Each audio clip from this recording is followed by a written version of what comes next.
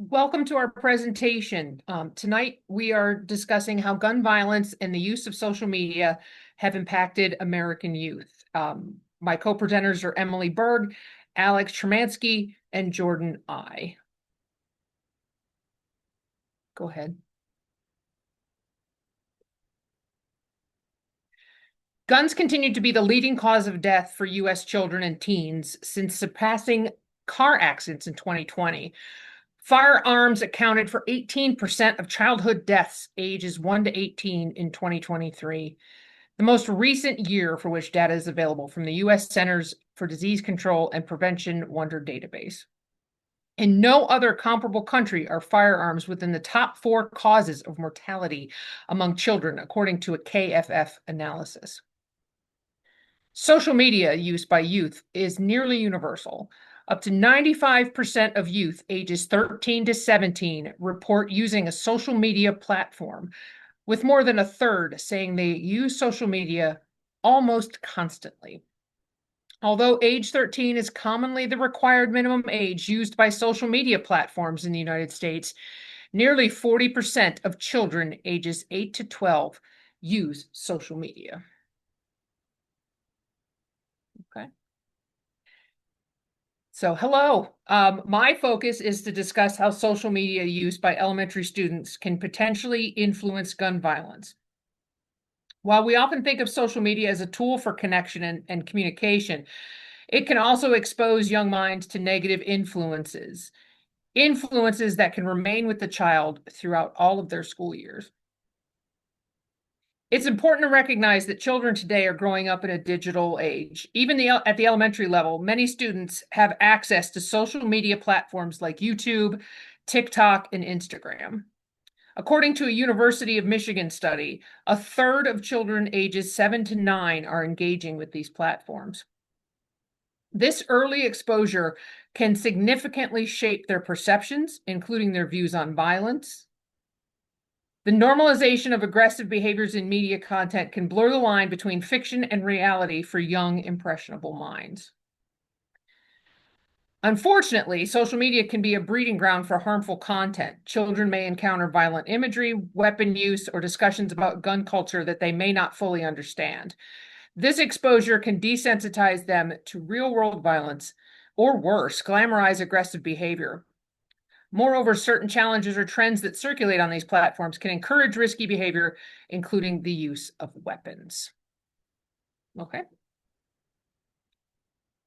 So there aren't many studies done on elementary school children's social media use and gun violence. I chose to focus on how the social media can influence them later on in life. There aren't many, like I said, there aren't many studies about their usage and how it correlates with gun violence, but there's a growing body of evidence that shows that over 72% of school shooters had at least one adverse experience in elementary school, and 60% of those reported being bullied in elementary school, either in person or online, which is also known as cyberbullying. While cyberbullying can occur on any social media platform, Dowdell in 2022 found that the most common places were Instagram, Snapchat, and TikTok. That bullying can continue throughout the child's school career. Bullying can drive some students to feelings of isolation or anger. Elementary students who experience bullying may be more likely to seek out ways to retaliate or vent their frustrations, potentially leading to violent thoughts or actions.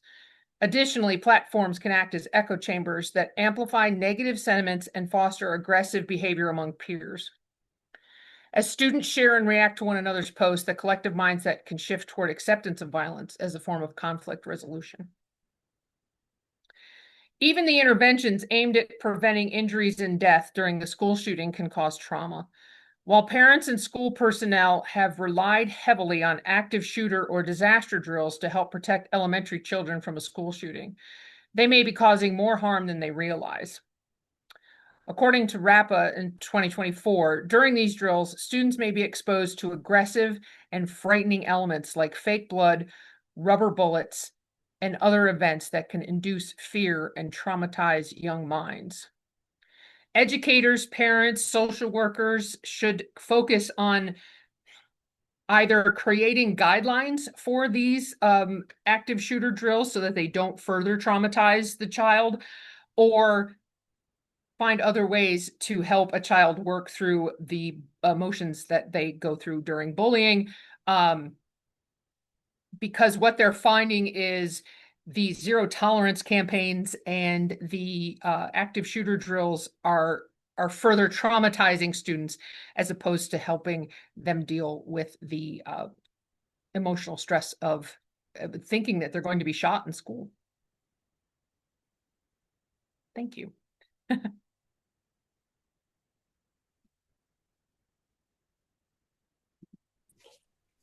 Okay, so my part was on middle school. So I did a little bit of research, and one article was by the Sandy Hook Promise, which was created after the Sandy Hook shooting in honor of all the children that died. And their mission is to educate and teach and teach prevention using evidence-based data. So what they said was, because young boys, this was like honing in on like younger boys, it says they spend a lot of time on sites like YouTube and TikTok, and there's worry about what kind of content might encourage violence and change how they see themselves and what they're worth. Firearm sellers are taking advantage of this. They're using online personalities, funny images, and content meant for adults to get around the rules about ads and put guns into online images that kids admire and want to be like. The second really pertinent research data that I found was a clinical trial done in 2019 where 220 children aged 8 to 12 were assigned to play a video game. And they had one of three conditions. One was with gun violence, one was with sword violence, and one was with no violence. Compared with children who played the game that was nonviolent, children who played the video game that included violence with guns or swords were more likely to touch a real disabled handgun, handle a handgun longer, pull the trigger more times, including at themselves or their partner. Reported habitual exposure to violent media was also a risk factor for dangerous behavior around firearms. So that kind of goes over the video game side of it as well. Okay, the next slide, please. So I kind of was looking into what will help middle school age children regarding lessening gun violence. So the biggest thing that I agreed with and was reading was fostering safe and supportive school environments, which includes the need for sufficient staffing in order to make that happen, which I know can be a problem sometimes. But I think that if schools are fostering safe and supportive environments, kids are more likely to go to them when they're having mental health issues, or if they're scared, or if they know somebody is, hear of somebody wanting to commit gun violence. So also was create a safe reporting system. Trauma-informed and restorative practices play a crucial role in maintaining strong connections between students, their peers, and educators within the school community. Across all education settings, prevention efforts are geared toward creating an environment that fosters trust building and a sense of belonging for students. And kind of piggybacking off of what Jenny was saying, like, I feel like sometimes instead of like active shooter drills, that we need to incorporate more of this in our prevention techniques instead of making it such a like enhancing the trauma even more. So I also put passing some common sense gun laws, requiring background checks on all gun sales, passing extreme list and red flag. So those are like where if someone is worried about someone committing an act of gun violence, they can call the police and they can like take their guns away. And actually 22 states have already adopted this policy.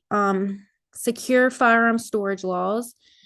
And some states already have this as well, 26 states, and prohibiting assault weapons in high capacity magazines. And 10 states only have that, but West Virginia doesn't have any of those laws at all.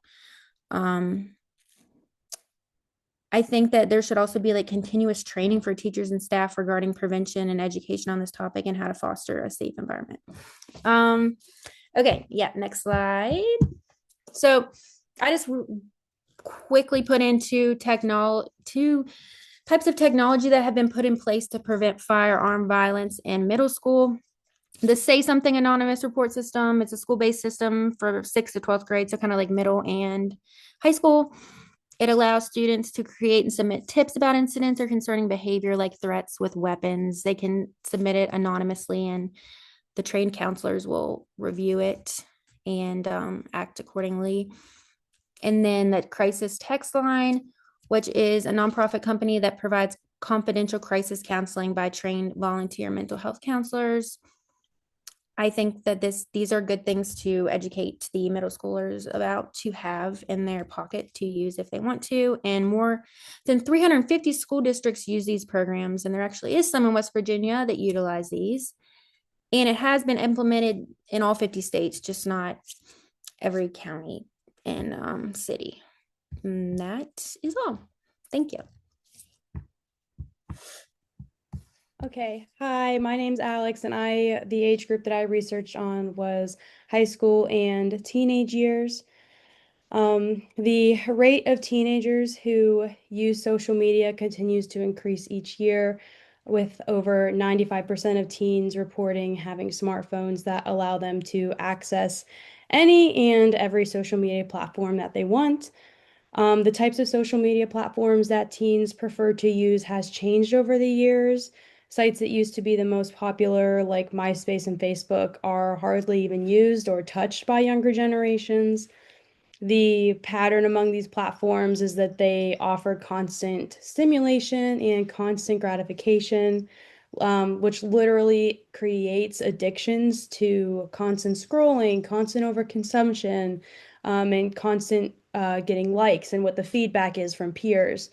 And then if one app isn't scratching that itch, then teens can immediately switch to another one, and so on and so forth. The number of school shootings each year continues to increase as well and has been increasing since 2020. The majority of data centers do not differentiate between the grade levels of the reported school shooting statistics and instead report on K through 12 as a whole. But in 2020, we saw a drop in the numbers of school shootings because of the COVID-19 pandemic and the shutdown, which kept kids out of school for a while. CNN cross-referenced various data centers and found that there were 74 or more incidents of gun violence at schools since 2021, and that's each year. In 2025 so far, 27 out of 64 school shootings have happened at grade and high school levels. As the use of social media and gun violence rates both continue to increase with time, it is also becoming more and more common for threats of violence and shootings to be posted online. Because of the commonality of these threats, they are sometimes thought to be fake, which can lead to a devastating loss of life if they are not reported. The use of social media platforms has made it more common for people to be more violent online, and it is more common for threats to be made online as well, which then in turn, people frequently see these threats. They see these threats more often, which means they're becoming a little bit desensitized to them, and it's harder to tell what's real and what's not real between fake threats and real threats. Which that blurs the line between actual danger and just people trolling online or people just getting online wanting to spread fake news and get attention. Nicholas Cruz, the Parkland High School shooter, he shot and killed 17 people and left 14 people wounded. Investigators, when they were looking into him and his activity online prior to the shooting, found that he had previously commented on a YouTube video quote unquote, that I'm going to be a professional school shooter, along with disturbing social media posts that he had posted across various platforms. And he was a former high school student too, so he had like just graduated high school. Unfortunately, higher rates of reporting on mass shootings can also inspire and lead to copycats, which are people who are wanting to repeat these crimes for whether it's for their own attention or because they want to become famous or they want the original person, the original like murderer to see. There's various reasons that people do it. I don't really ever understand it, but that unfortunately comes with higher rates of seeing this stuff across social media. Okay. Social media overall has caused mental health implications among teenagers. Adolescence is one of the most vulnerable and formative times in someone's life. When teens spend so much of their time on these social media platforms, they are spending less time being present in person with their friends and family, and they are getting less physical exercise or physical movement, which spending time with friends and family and physical movement are both contributing factors to having a stronger mental health. Teens are prone to more extreme feelings as they are still physically and emotionally developing, and experiencing or seeing tragic events such as mass school shootings can impact their mental health in the present and possibly in the future. Cyberbullying, in-school bullying, and experiences related to seeing tragic events such as mass school shootings, or sorry, related to violence are all persistent feelings of sadness and hopelessness among teens. So seeing all of these things and experiencing social media bullying and in-school bullying, it really hurts mental health and is linked to sadness and hopelessness, and higher rates of that. Sorry. Um, Teens exposed to higher rates of gun violence experience higher rates of anxiety and depression. Without the use of social media, teens may not have been exposed to certain shooting incidents, or they may have been able to avoid seeing gruesome or troubling content regarding mass shootings. Kimberly Mitchell conducted a study that found that youths who are indirectly exposed to gun violence, including over social media, have frequently presented signs of heightened anxiety, fear, anger, and sadness. And with the oversaturation and constant availability of news and social media, it is almost impossible for teenagers, especially because they're always on their phones, to avoid being exposed to these tragic and traumatic events. And that includes seeing constant news on school shootings. Um, the constant use and overconsumption of social media makes this content all the more available and instantaneous. Rising rates of social media use is linked to higher rates of mental illness among teenagers. A study found that the average age of school shooters between 2010 and 2024 was 17, and 30% of these school shooters were suffering from documented mental illness. The average age being 17 is high school aged, and the 30% does not account for those who did not seek therapy or their mental illness was not documented. Um, so with 1 in 5 school shooters dying by suicide after the attacks, the signs are there that the majority of school shooters were suffering from some form of mental illness. And unfortunately, social media can cause these mental illnesses to worsen or even foster spaces for teens who might want to commit acts of violence where they can find or garner support for their actions, which is terrible. But a positive aspect is fast and widespread information about tragedies such as school shootings across social media platforms increases the chances of awareness being brought to the topic, which opens up discussion for changes that can happen at various levels. Like when the Parkland shooting happened, it was widespread very quickly. Many people quickly responded with protests and a mass call for gun reform. And survivors of the shooting at the Parkland High School, they founded the March for Our Lives organization, which has acted as a tool of advocacy for youth to speak and march on gun reform. It is important to continue to protest and speak up about the change that is needed, especially to protect these younger generations of America. And that is all that I have. Thank you.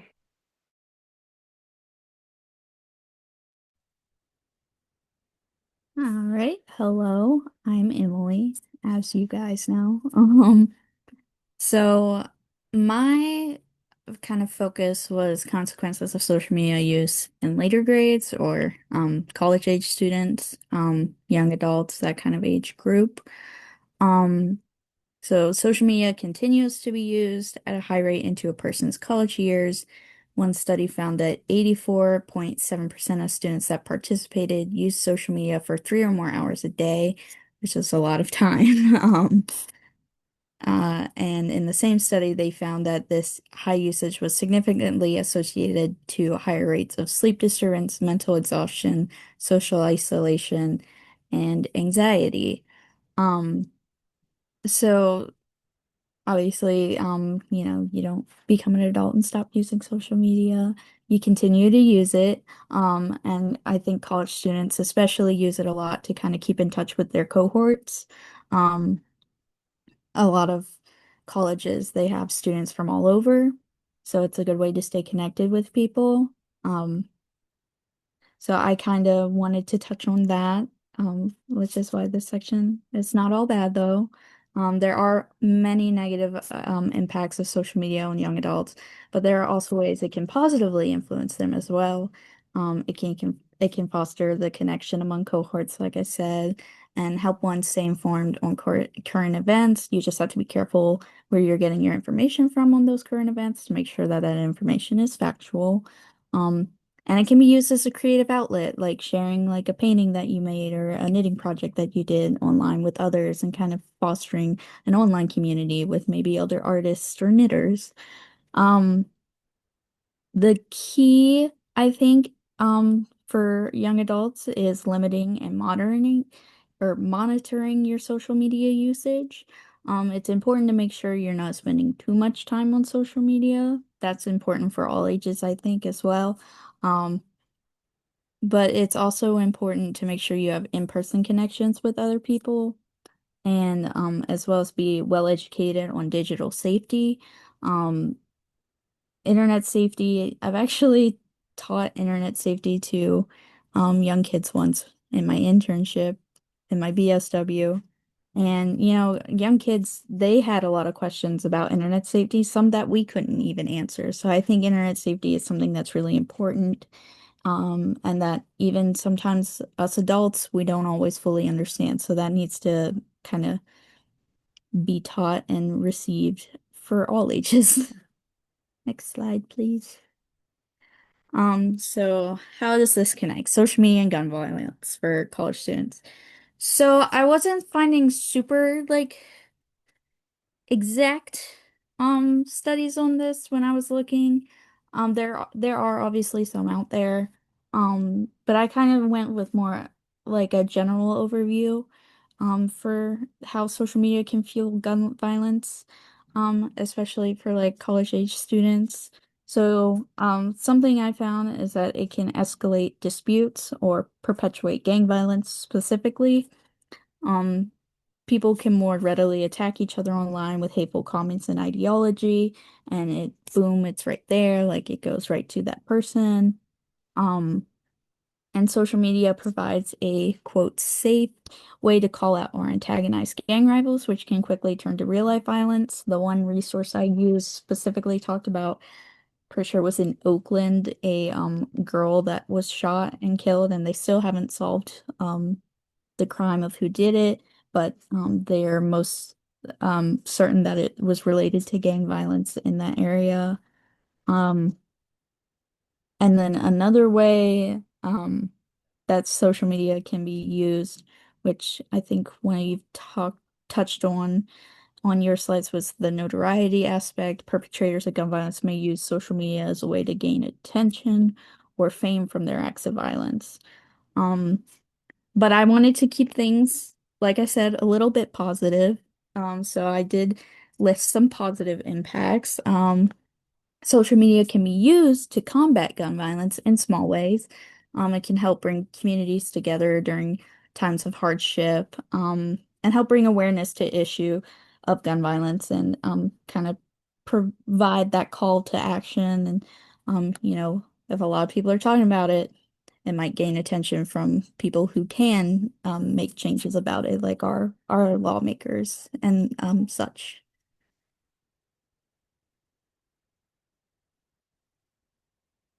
Okay, and these are our reference slides. But other than that, I don't know if anybody else has anything they want to add, but we thank you for listening and following along with our presentation. Thank you, everybody. If you wanted to know more about the references, feel free to email any of us because we realize that the print is very small. Yeah. Yes, definitely. Okay, I'm gonna Thank you. stop recording.